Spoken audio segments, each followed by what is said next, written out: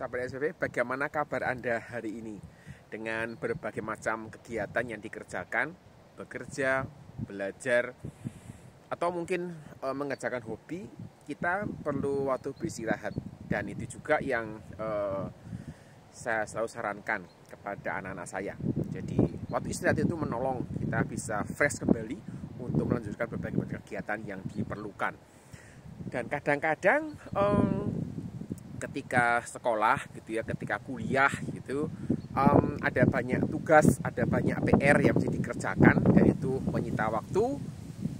Kadang orang berpikir bahwa wah kok banyak ya gitu, apalagi ketika kuliah kemudian punya dosen yang punya banyak aturan, punya banyak tugas, punya banyak PR.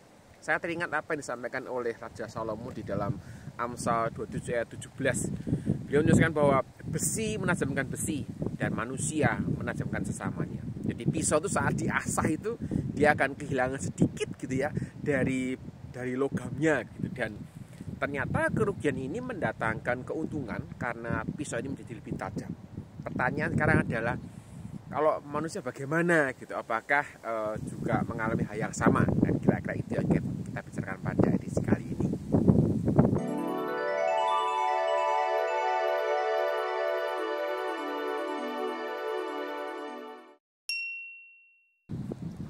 Bagaimana profil dosen favorit Anda gitu ya? Saya yakin bahwa setiap orang itu pasti punya gitu ya, seperti apa sih profil dosen favoritnya.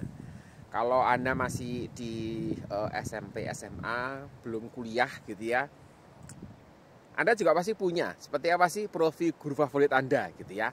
Dan biasanya guru atau dosen favorit ini itu ada sesuatu yang dalam tanda kutip gitu ya, itu menguntungkan kita gitu ya, memberikan keuntungan, entah itu keuntungan sifatnya positif atau negatif. Dan secara umum menurut saya sih normal gitu ya, normal, tetapi mesti diwaspadai gitu ya. Biasanya mahasiswa itu suka gitu ya, memfavoritkan gitu ya, kadang-kadang gitu ya, dosen yang jarang masuk kelas, tidak ada tugas, tapi nilainya murah. Ya, gitu ya. Jadi saya juga menikmati masa-masa ketika kuliah, kemudian dosennya tiba-tiba tidak masuk karena sakit atau ada keperluan mendadak begitu. Jadi ditiadakan kuliahnya, gitu ya. Kadang-kadang juga seneng gitu, wah kalau jarang kuliah. Gitu. Tapi apakah itu benar? Nah, ini menjadi bagian yang kita perlu pikirkan baik-baik. Kemudian dosen yang tidak pernah ngasih tugas, tidak pernah ngasih PR, itu dianggap dosen yang favorit begitu ya, karena meringankan tugas mahasiswa, kira-kira demikian. Apalagi kalau nilainya murah, wah lebih disukai lagi, kira-kira demikian. Tapi kalau ada dosen yang selalu masuk gitu ya, rajin gitu, selalu masuk, selalu ada tugas, selalu ada PR gitu, biasanya gitu ya tidak terlalu disukai oleh mahasiswa. Apalagi kalau nilainya mahal. Wah, ini lebih lagi. Nilainya mahal, sulit ditemui, tidak terbuka penilaiannya. Wah, ini susah. Dan itu rata-rata menjadi contoh gitu ya, profil dosen yang tidak disukai oleh mahasiswa. Dosen yang rajin memberi PR biasanya tidak disukai gitu ya, karena dianggap merepotkan, kok tidak seneng mahasiswanya punya waktu santai begitu. Dan ya rata-rata tidak disukai, apalagi kalau cuma ayo ada tugas, wah biasanya begitu.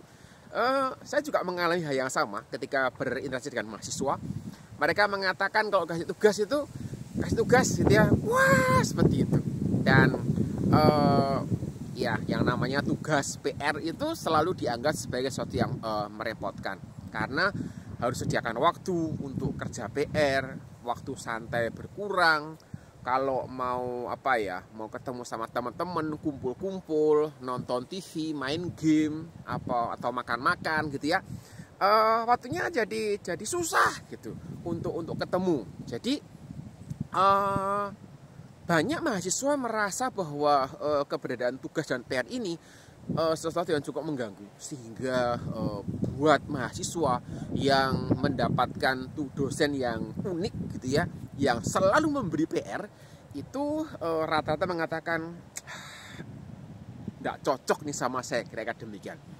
Tetapi, nah ini ada satu hal yang kita mesti waspadai.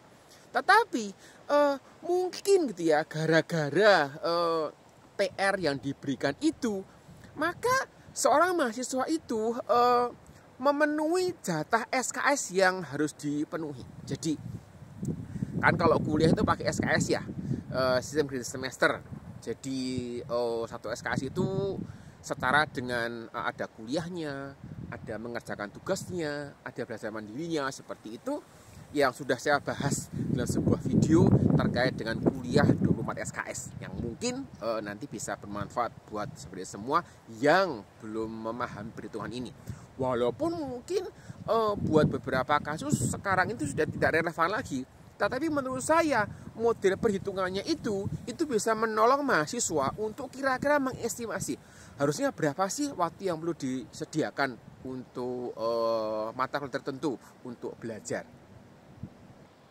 Mata kuliah dengan jumlah SKS yang besar, kreditnya besar begitu ya, logikanya dia harus seharusnya gitu punya beban studi yang besar juga, punya tanggung jawab studi yang juga lebih besar, sehingga ketika seseorang itu kuliah dengan kredit berapa, 3 atau 4 begitu, maka dia harus menyediakan waktu lebih banyak untuk belajar. Entah di kuliahnya, entah belajar secara mandiri, entah mengerjakan tugas, atau apapun, tetapi ada jatah yang lebih besar yang mesti disediakan untuk menyelesaikan mata kuliah tertentu. Dan biasanya mahasiswa hanya menghitung jam kuliahnya aja gitu. Hanya ngitung total kuliahnya berapa, that's it, itu aja yang dipakai. Jadi sebenarnya mahasiswa itu dipaksa gitu ya belajar melalui PR yang diberikan.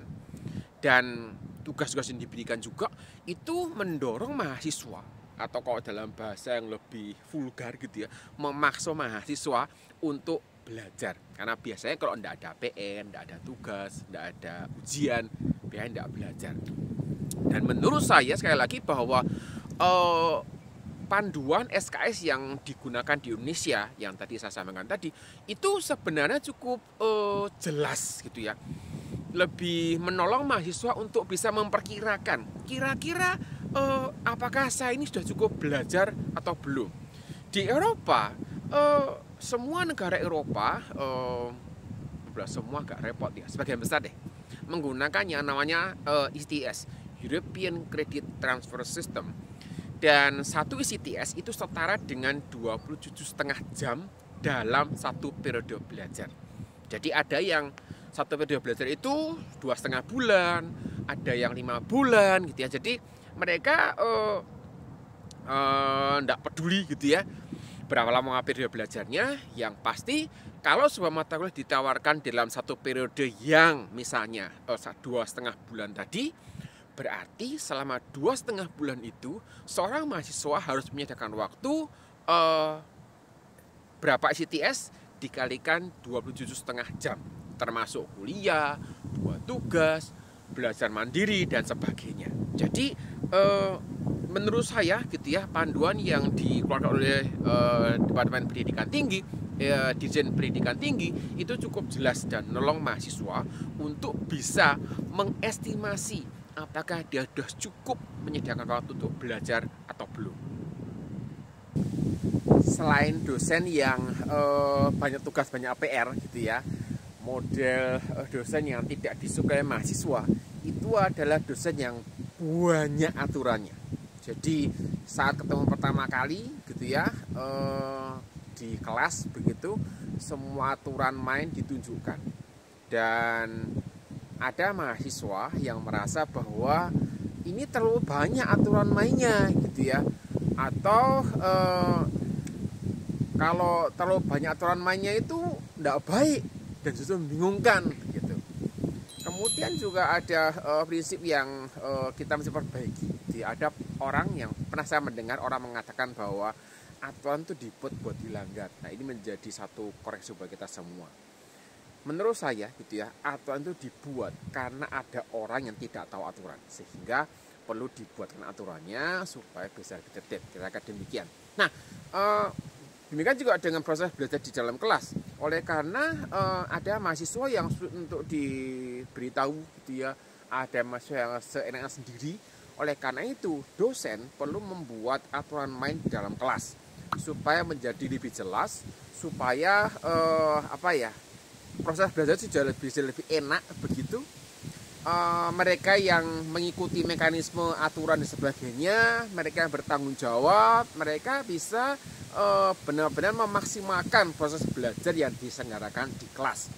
Oleh karena itu, saya sebenarnya sangat mendukung gitu ya, proses aturan-aturan yang dibuat oleh teman-teman dosen ini, karena mendukung proses pembelajaran yang seharusnya terjadi di dalam kelas yang diharapkan oleh kampus tentu saja. Aturan yang banyak itu bisa terjadi karena perkembangan situasi. Jadi di awal karir sebagai dosen, saya tidak membuat aturan yang cukup banyak karena belum tahu seperti apa sih profil mahasiswanya, seperti apa sih profil kebiasaannya, begitu ya. Tetapi makin lama gitu ya, makin banyak karena saya belajar gitu ya dari celah aturan yang dimanfaatkan oleh mahasiswa. Saya belajar dari kebiasaan mahasiswa ini protes. Saya belajar dari kebiasaan mereka memanfaatkan hal-hal yang tidak diatur gitu ya untuk kepentingan mereka sendiri. Jadi misalnya demikian, di awal saya menjadi dosen, saya tidak pernah memberikan aturan bahwa tidak ada korelasi gitu ya antara rajin kuliah dengan kelulusan. Tetapi di akhir semester ada yang protes gitu. Dia mengatakan bahwa, "Pak, maksud saya tidak lulus? Saya kan rajin kuliah, kan rajin masuk." Seperti itu. Terus ada, waduh, berarti ada sesuatu yang kelewatan gitu. Karena di beberapa kampus saya yakin juga bahwa sampai menjadi dosen ada aturan kehadiran 75% gitu ya. Kalau enggak menu itu enggak bisa ujian. Sehingga kalau berdasarkan catatan kehadiran, ya mereka rajin gitu. Jadi mereka mengatakan kalau saya rajin kok saya tidak lulus, kayak demikian. Padahal kalau rajin masuk tapi tidak ngapa-ngapain, hanya setor badan gitu ya, hanya ikut hadir tapi tidak mendengarkan dengan baik, tidak aktif di kelas, tidak mengerjakan bagiannya, tidak belajar, ya tidak ada hubungannya begitu. Kemudian aturan kumpul tugas itu juga demikian. Saya tidak pernah memberikan aturan sama sekali gitu. Paling hanya pokok lewat deadline tidak diterima gitu, demikian. Tapi ada yang protes, mana yang demikian. "Pak, saya tuh mau kumpul gitu ya. Tapi waktu mau kumpul lewat internet itu internetnya yang lemot lah, yang listriknya mati dan sebagainya." Jadi saya membuat lagi aturan-aturan terkait kumpulan tugas dengan hal itu. Kemudian saya belajar juga bahwa ternyata ada mahasiswa yang kumpul tepat waktu, ada yang kumpulnya telat. Maksud sama nilainya? Harusnya enggak gitu. Jadi saya bikin aturan misalnya kalau kumpul tugas gitu ya, telat 1 hari, maka nilainya didiskon 20% kira-kira demikian. Jadi kalau telat 5 hari, ya ngapain dikumpulkan? Ya sudah dikumpulkan aja gitu, karena kan habis nilainya. Kira-kira demikian. Nah, ini adalah perkembangan dari aturan yang dibuat karena situasi yang terus berubah. Sebenarnya secara umum kita perlu menyadari bahwa kita itu tidak bisa menyenangkan semua orang. Karena dosen juga manusia gitu ya, maka dosen pun tidak bisa menyenangkan semua mahasiswa.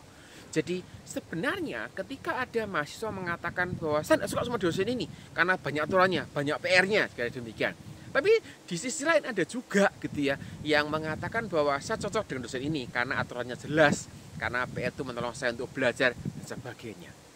Mungkin gitu ya, mungkin ada orang berpikir begini, ya memang tidak bisa semuanya, tapi kan bisa toh menyenangkan mayoritas, kira-kira demikian. Nah ini selalu menarik karena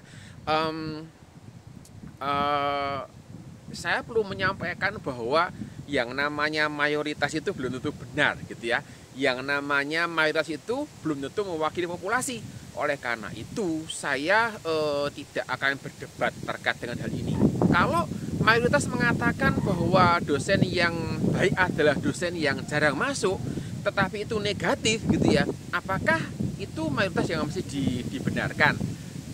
Mayoritas yang mesti dimenangkan? Kan enggak begitu. Kalau mayoritas mahasiswa mengatakan bahwa dosen yang baik adalah dosen yang tidak pernah memberikan tugas, dosen yang nilainya murah, tidak peduli seperti apa belajarnya, pokok nilainya murah adalah dosen yang baik. Kalau modelnya begini, bukankah ini adalah mayoritas yang negatif? Nah, ini menjadi bagian yang mesti diperbaiki. Sehingga sekali lagi, saya tidak pernah percaya bahwa mayoritas selalu benar. Saya melihat bahwa apakah aturan yang dibuat oleh teman-teman dosen ini adalah sebuah aturan yang memang membawa kebaikan. Maksud saya, membawa kebaikan itu adalah ya untuk kepentingan bersama, untuk sebuah proses belajar ini bisa lebih baik. Kemudian kalau ada PR, ada tugas, ini merupakan bagian dari proses belajar yang diharapkan, sehingga menjadi bagian yang melatih hidup kita gitu ya, melatih mental kita. Seperti ini disampaikan oleh Salomo di dalam Amsal 27:17 gitu. Besi menajamkan besi, manusia menajamkan sesamanya gitu. Jadi saya menganggap ini adalah sebagai sebuah latihan ketika nanti mahasiswa yang lulus ini kemudian dia bekerja, entah bekerja sendiri di wira swasta atau bekerja kepada orang lain gitu ya, sebagai pegawai begitu. Karena di dalam bekerja gitu ya berarti ada interaksi dengan orang lain, dan ketika ada interaksi itu tentu ada aturannya yang masih dibuat dong gitu ya. Kalau Anda kerja sendiri, bukan berarti menjadi bos buat diri sendiri maka bisa seenaknya gitu ya. Ketemu sama klien gitu ya, terkait dengan membicarakan desain interior misalnya, maunya jam 10, Anda datang setengah 11 misalnya, terus tidak ada tidak ada permintaan maaf dan sebagainya. Itu juga bukan hal yang positif begitu.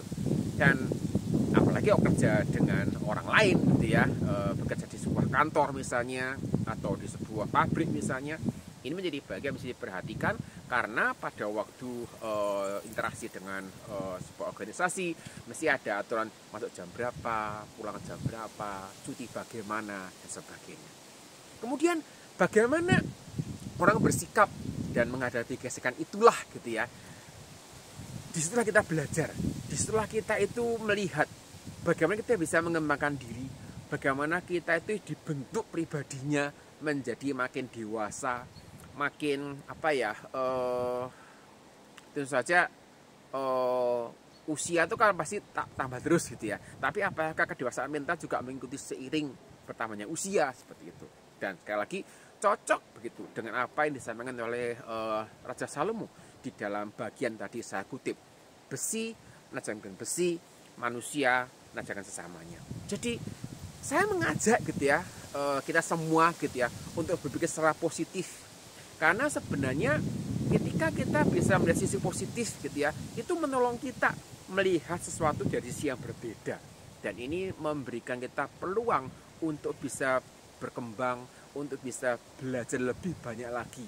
Dan ada potensi-potensi tersembunyi yang kita bisa raih ketika kita bisa melihat sisi positif dari permasalahan yang kita hadapi. Saya kira itu dulu yang bisa sampaikan pada sesi kali ini gitu ya. Di tengah suasana angin yang cukup agak kenceng ya, agak dingin ini, suhu sekitar 11 Celcius. Saya mengakhiri materi hari ini, semoga bermanfaat, semoga bisa menginspirasi, semoga bisa menolong sahabat SCP, terutama buat Anda yang mengalami pergumulan terkait dengan interaksi dengan dosen yang dianggap tidak menyenangkan gara-gara banyak aturannya dan banyak tugasnya tadi. Sampai jumpa.